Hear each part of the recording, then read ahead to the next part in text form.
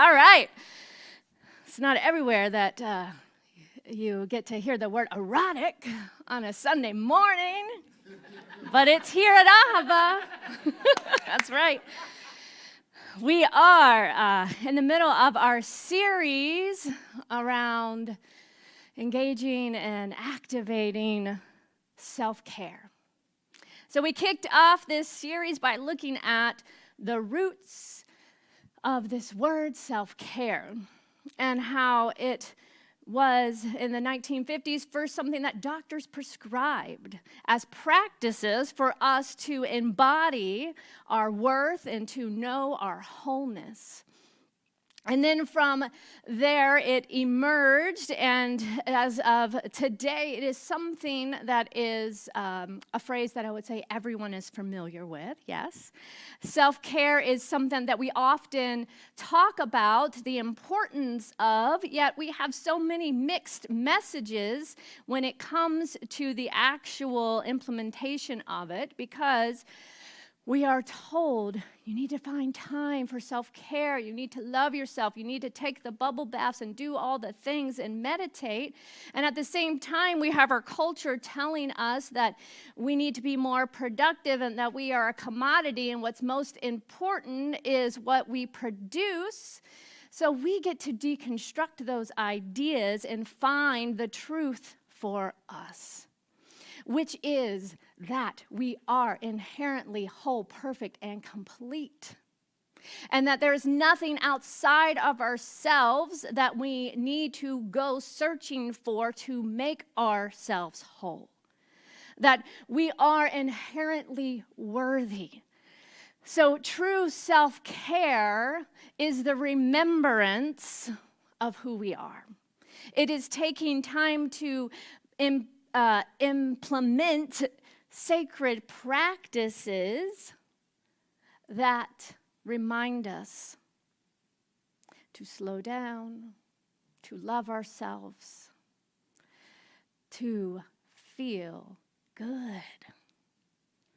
Self-care is not something that we have to do because some product tells us that we deserve a break or that we have to work hard to play hard. Self-care, as we are talking about it this month, is something to integrate as a daily practice in little micro moments of meditation, of mindfulness, of positive self-talk, of noticing what we love, noticing our desires, so that we can truly love ourselves and honor and appreciate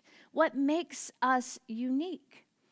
So to live life to the fullness, as our theme this whole year is around living life to the fullness, living life out loud, in order to live a life that is a life of fulfillment and fully expressing our potential, self-care must be embraced daily. And then, as we talked about last week, self-care often is not enough. Saying to someone, you need to find more time for self-care, when what we may need in that moment is community care, can be a disservice. So last week we talked about collective care and this idea of mutual aid and reciprocity. What do we have to give to others in our community when we are in a place of living from the overflow and generosity? And then, it takes two. What are we willing to ask for when we need support? And how can we know that asking for support, asking for help from our community is not something that should be seen as anything less than whole. Because we are always whole, perfect, and complete. And living in this world, in this human body, and this circumstances of our life, we will all go through times of challenge where simply we can't know the truth for ourselves, or we can't pull ourselves up by the bootstraps. We need a community to raise us up, to hold us. We need a community to lean into when we forget who we are. So we are inviting, I made the invitation last week for Ahava to be that place, to be a hub of connection, a hub of collective care and mutual aid. And a few of you answered that call and said, yes, I would love to support this initiative in a way to implement this in a very practical way.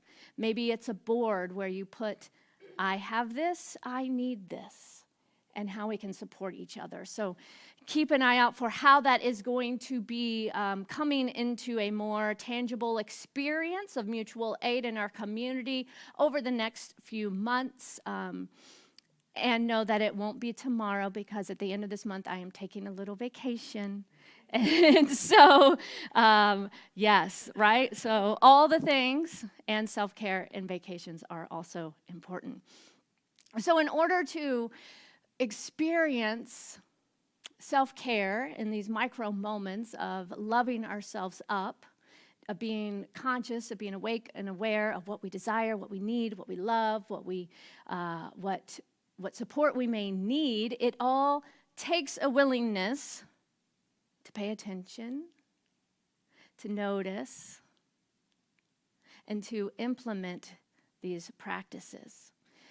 So that leads us to today, and today's topic around activating pleasure as self-care, of activating joy as a way of resisting the culture that seeks to possibly hold us down and suppress or oppress our natural power that lives in that center of our body, that area known as the sacral chakra, right? Where our power lives, where our creativity lives, where this energy of desire lives.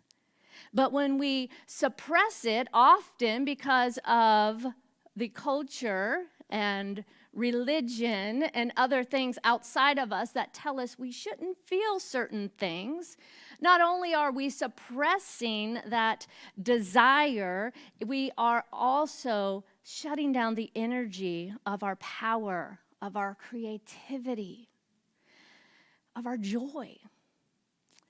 So we're going to explore today, really based on the work of Adrienne Marie Brown, who we heard from that fabulous reading, and her book on activating pleasure. So to practice self-care without a feeling of pleasure is not complete. The culmination of self-care is pleasure and a feeling of joy and pleasant feelings that come from within. The source of our joy and our pleasure and our desire can only be found within ourselves as we align with our unique divine nature.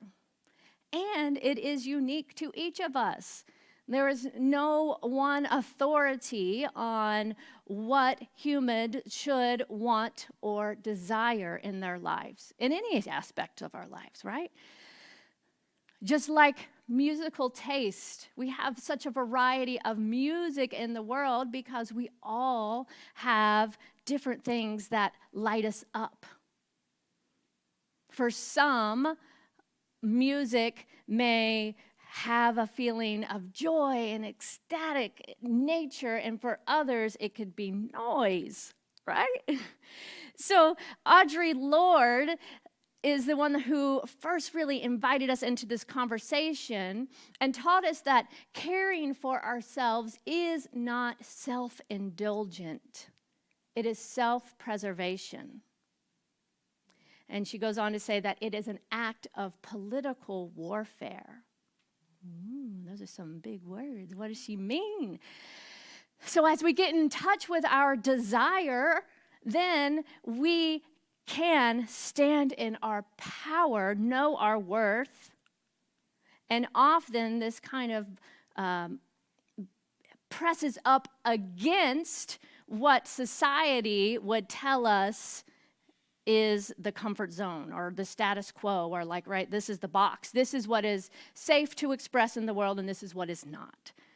So to embody pleasure and our own desires as a sacred act of self-care may have you feeling a little nervous, a little uncomfortable, because it's not something we talk about every day. And in fact, our society wants to kind of keep that contained. But we all see what happens when we contain or suppress certain aspects of our nature. It's going to come out, and often it will come out sideways in very unhealed, unhealthy ways of that energy wanting to be expressed, and it can come out as power over or suppression or oppression over someone else. But if we all realize that desire is very natural, we can begin to have conversations on how we can express even our erotic desires in a very conscious and healthy way. So it doesn't have to come out sideways. So what does it mean to actually overcome or stand up to the deeper socialization that we have? So how do we embody this radical self-care? By embracing our desires and embracing our innate joy and ecstatic nature that wants to be expressed, by embracing pleasure and self-care as an act of resistance. Well, first we have to get in touch with what our unique desires are. What brings us joy? What feels good? What makes us feel alive?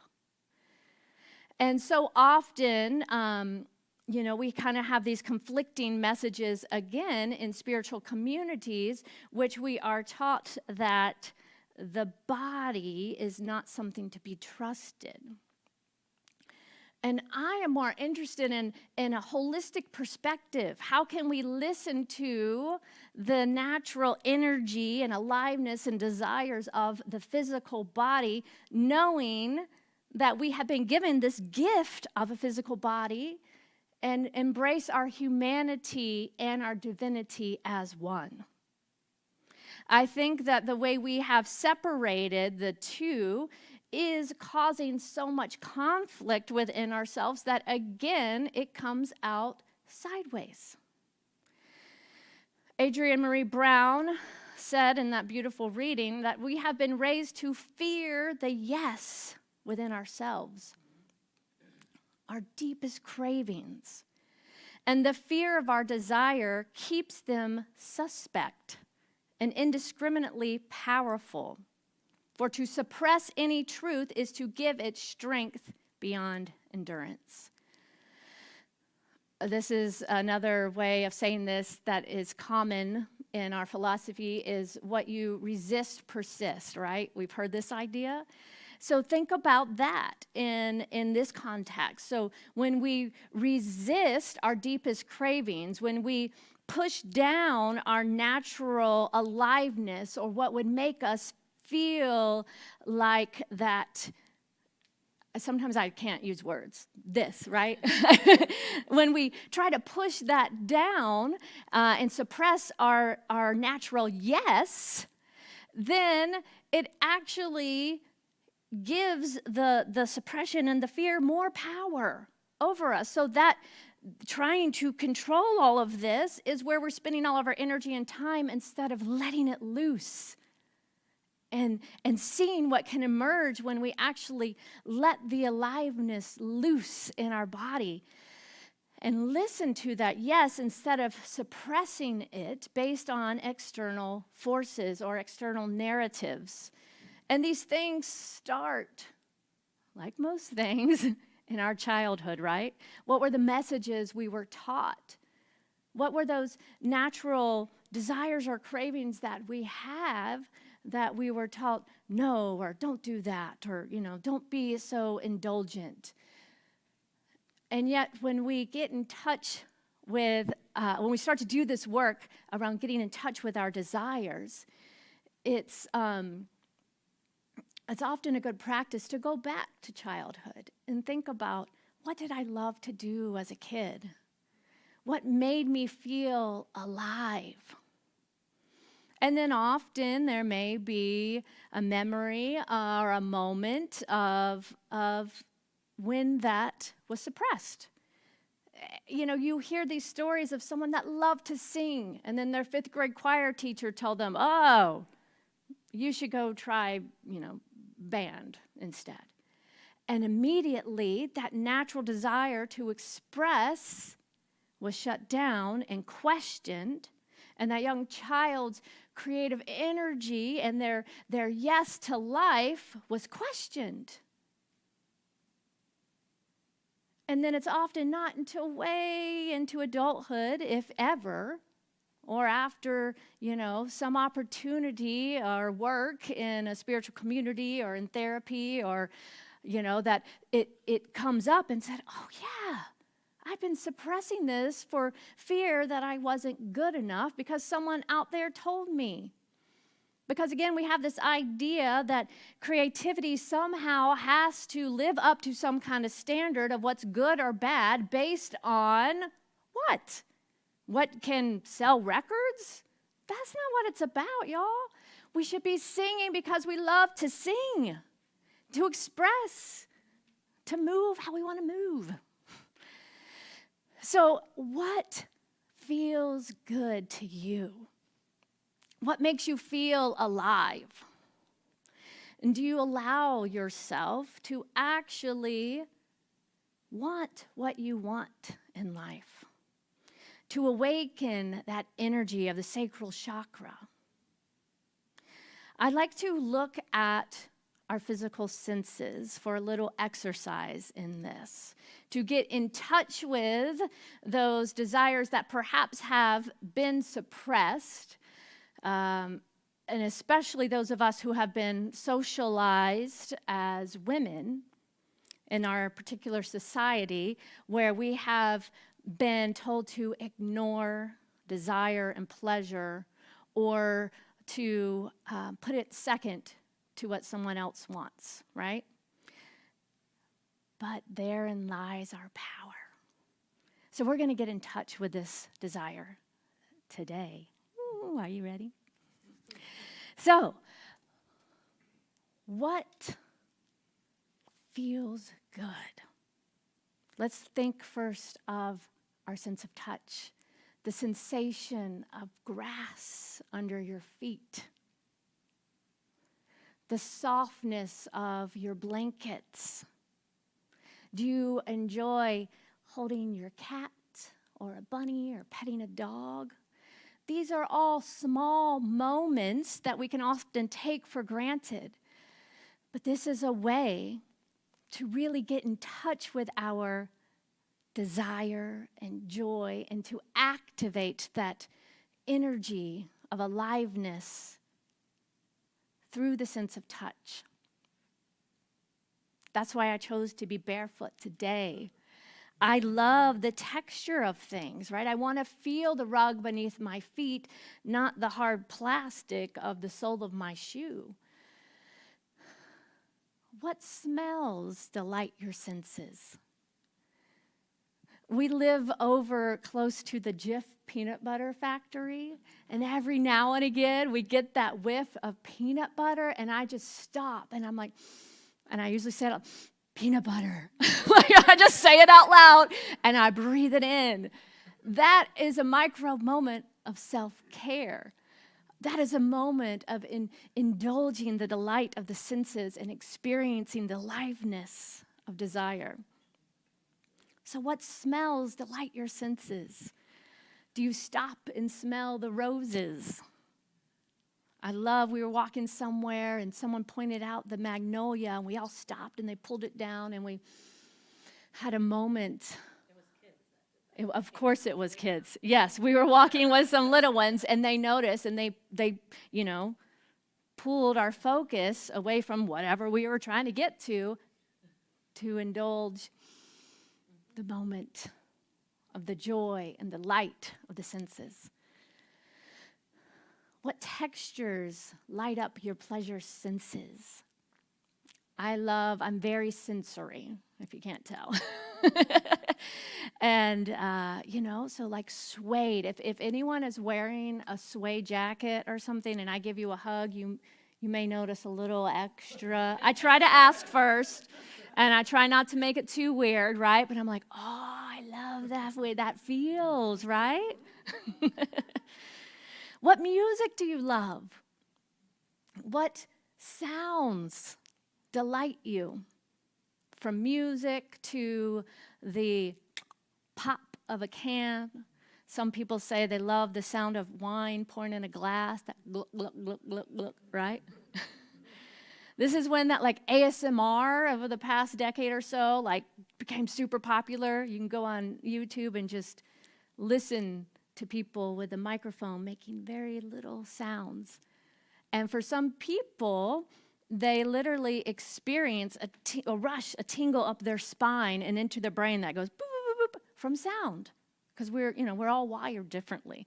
So what sounds? I love the sound of bubbling or rushing water. We have so many creeks around here, right? Just sitting by water or the fountain out here.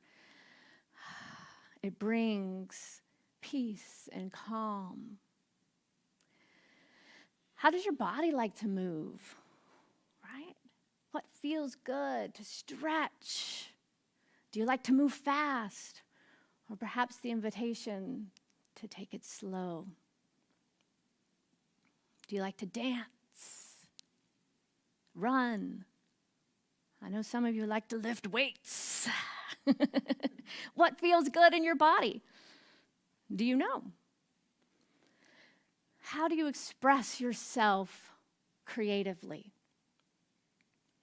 And again, so many people are cut off even from the idea of creativity because they immediately think successful artist, right?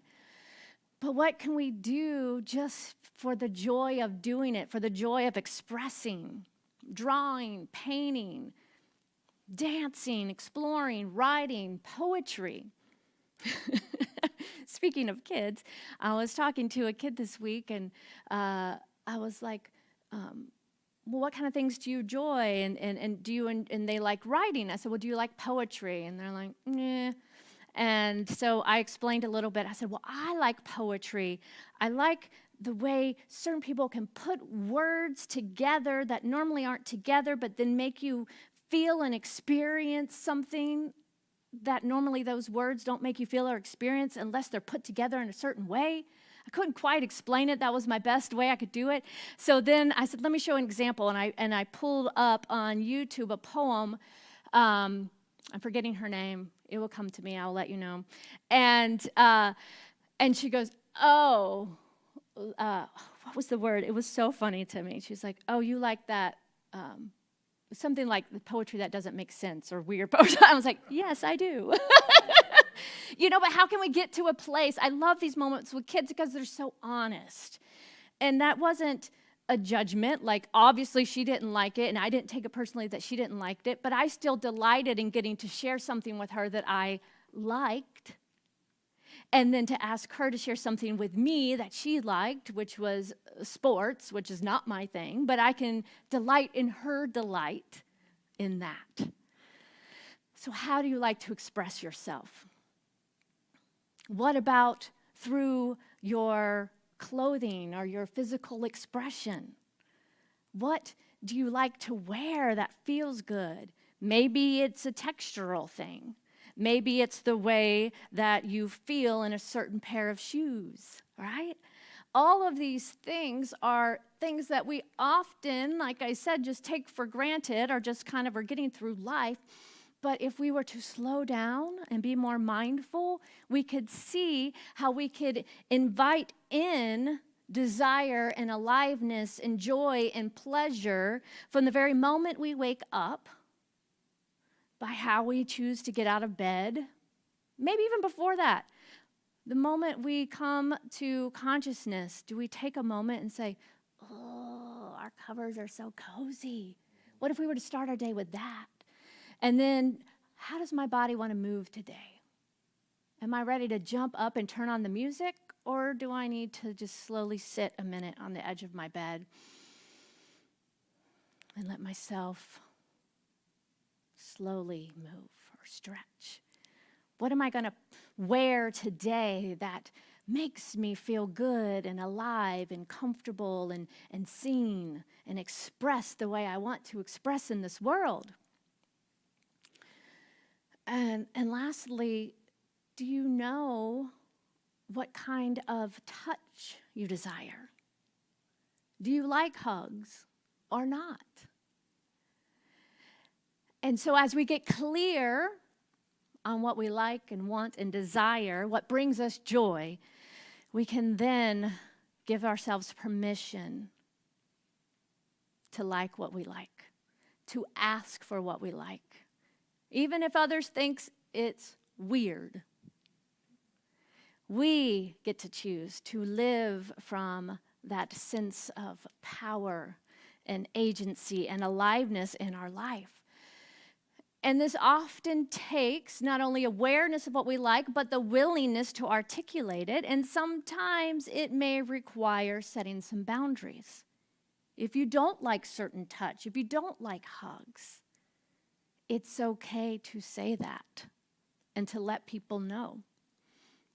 And like everything, it takes two. On the flip side, if you go to give someone a hug and they go like this or say no, are we willing not to take that personally and to see instead how courageous that person is being for sharing their intimate boundary with you? And what a gift it is that we get to honor that for them. So let us no longer sacrifice our desires, our joy, our uniqueness for other people. Kids, they get this. It's innate to who we are. This past weekend, we had the wonderful opportunity of having our family camp out and to see the way in the perfect setting of a safe, large land on this beautiful, sacred land that Ron and Nancy opened up their home to us, their land to us. We got to see how kids naturally express this desire and run and play and look and connect. And how to notice as adults at what point our own comfort zone or anxiety came up based on what they may be doing. And then how to navigate what is the boundary of safety, and then what is ours to look at. Is something a kid doing naturally? Are we feeling nervous about it because we were told we shouldn't, but if we were to evaluate in this moment, do we really want to, again, put that on our kid? Or are we going to allow them to flourish and to play? So we established at the very beginning, these are our boundaries. These are what to do. And then otherwise, the kids were free. And it was less than 24 hours, but it was a magical 24 hours. And I can only imagine the gift it was for those kids to get that amount of freedom and joy and self-expression and connecting and bonding that honestly they just don't get in today's world so much. So that was a gift to witness and a gift, I think, for all of us that were there. So we are all whole, perfect, and complete. And although the world may try to tell us otherwise, by remembering and acknowledging and noticing what feels good to us, we can embrace pleasure and joy as a sacred act of self-care throughout our day, and get back into the driver's seat of our own lives by activating that power center. And from there, not only as we move into our aliveness and our sacred yes, will we feel more self-expressed, we will then also get to choose what is healthy or not. We get to start to notice as we do this work, perhaps relationships that are not the healthiest for us, situations or places that do not honor our sacred yes and desire. And then we can choose, because we are always at choice. We can choose how to navigate that situation. But what we know is that we are always at choice, and the power lives within us. So you do not have to conform to what the world tells you you should or should not desire, who you should or should not love, how you should or should not express. Let's take back our power and our agency. And this week, I invite you to notice what brings you joy, to consciously activate pleasure and joy in your life, and to give yourself permission to notice what you desire, and to indulge those desires. Even that word indulge can seem so negative, right? I can't indulge. What if I just go and eat 5 pounds of, ice cream? Your body will tell you if you are listening. If you are listening, you will not eat 5 containers of ice cream, because that doesn't feel good. But it doesn't mean you can't have a bite of ice cream if your body tells you you want the ice cream and you're not allergic. They have really good vegan ice cream now, by the way. So, tangent. Give yourself permission. Notice what you want. Indulge your desires as a radical act of self-care and resistance. And live in your yes. Are you willing? Yes. Let's do it. All right. Let's take it into prayer.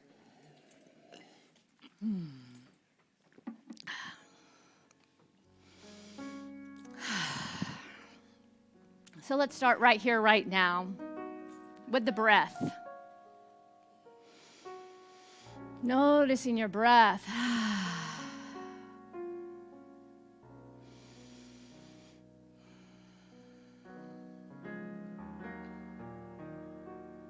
Noticing the ease at which you breathe. That there is no effort. That there is an energy, a source, a life essence that is breathing you.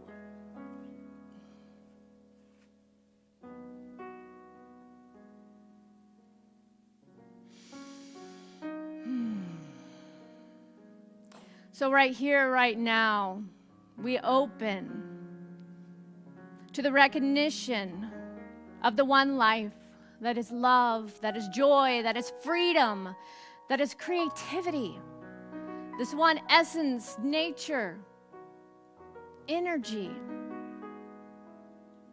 back of all things, that is having its way right here, right now.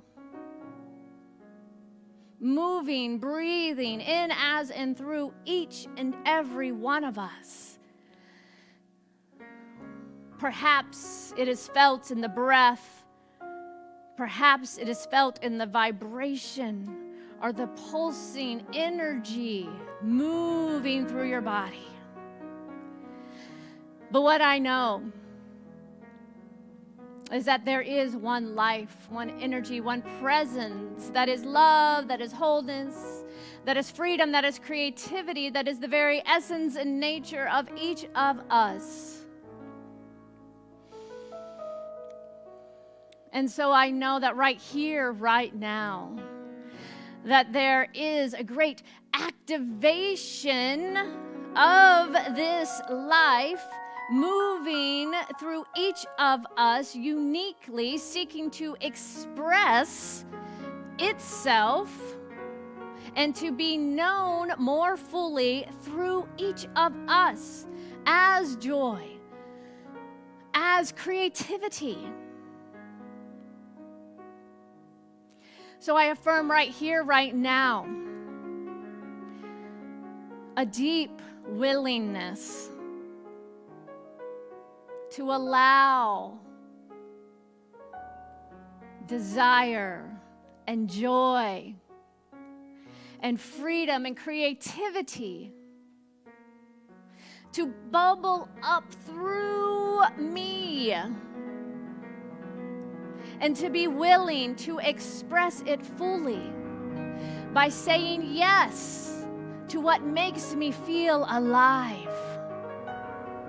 And to have the awareness and the clarity to embody my sacred no to that which does not feel good, to that which oppresses or suppresses that natural desire of my being, of my heart, of my soul, of my mental, physical, spiritual, emotional bodies.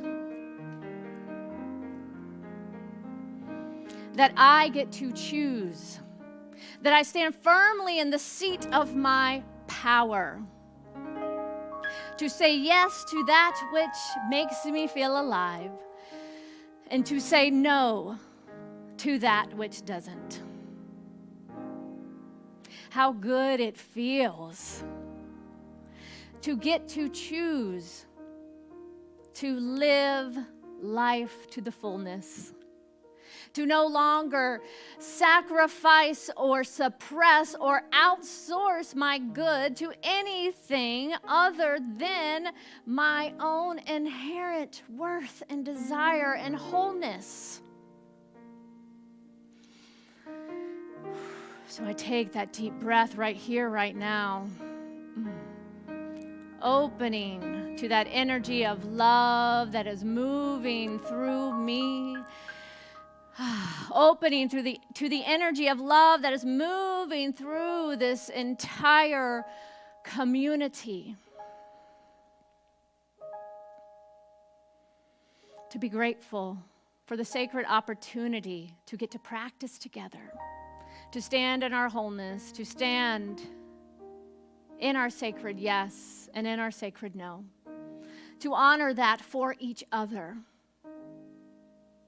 To practice, to remember, to stand in our wholeness and power. So I take a deep breath, allowing this word to be fully integrated throughout my entire being. Knowing that a healing is happening now. Transformation is happening now. I am willing. I am ready. I am open. I listen. I pay attention.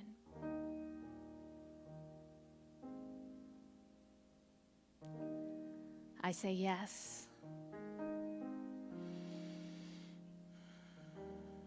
And with great love and gratitude, I release this word into the action of the law that always says, yes, yes, yes, my beloved, I've got you. And together we say, yes, and so it is. And so it is.